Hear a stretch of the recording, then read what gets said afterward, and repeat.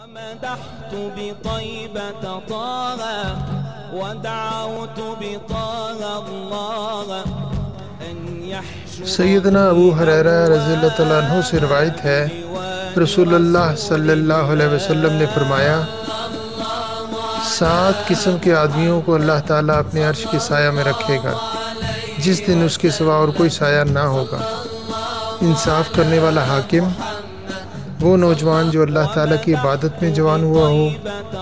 وہ شخص جس کا دل ہر وقت مسجد میں لگا رہے، 2 ایسے شخص جو اللہ کے لیے محبت رکھتے ہیں،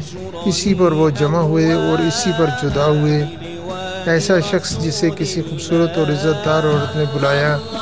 لیکن اس نے یہ جواب دیا کہ میں اللہ سے ڈرتا ہوں، وہ انسان جو صدقہ کرے اور اسے اس درجہ چھپائے کہ بائیں ہاتھ کو بھی خبر نہ ہو کہ دائیں ہاتھ نے کیا خرچ کیا،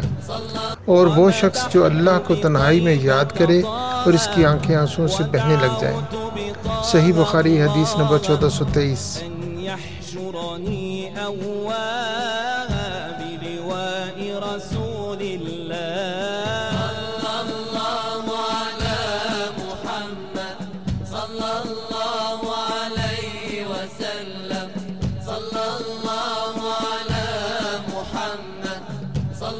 ومدحت بطيبة طه